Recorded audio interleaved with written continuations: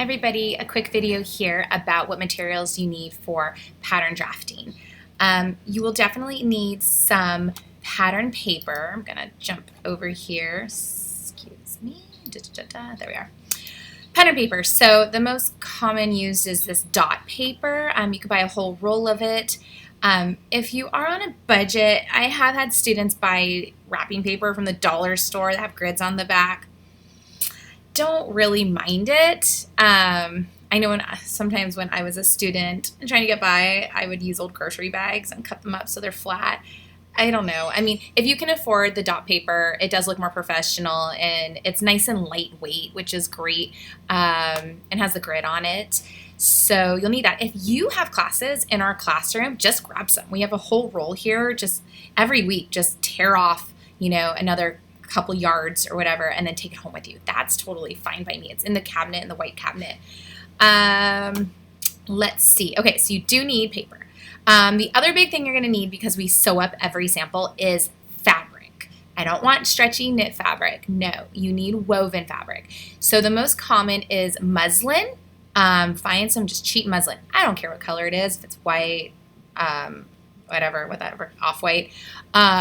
Just some real basic muslin. I think you can get a better price if you buy it in bulk. I recommend like 20 yards. You might need more. I don't know. Anyways, you can never have too much muslin. Or gingham fabric. I kind of like that also if you did this instead of muslin.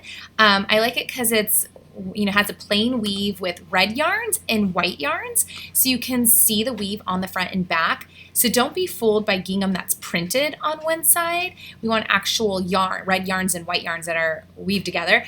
That way you can really see the direction of your yarns going up and down, which is our grain line. So it's kind of fun when you sew it up to see how parts of the fabric tilts at a side and other parts stay up and down with the grain line. So either one, if you come across gingham, buy that. If you don't, buy muslin. Both are totally fine. Other tools you might need, I'll show you right now. Let's see if I can make this any bigger. Maybe not. Okay, see how it has spikes on it?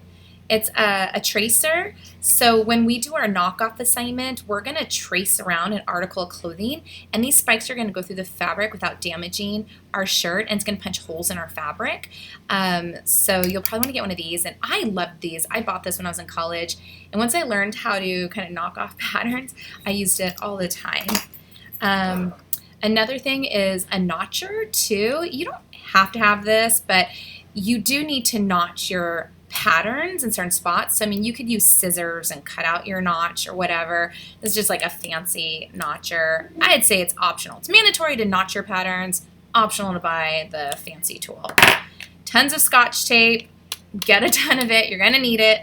Definitely measuring tape. This is my favorite ruler that's clear. You can see the little boxes. They're all an 1/8 inch big. That's really handy. You'll also, we also use French rulers, some hip curves. If you want to invest in those, you can. I think you can survive without them, but they're nice to make your curves really smooth as well. That's it. If you have more questions about materials, please let me know. Email me, stop by during office hours, or post it on our class discussion board.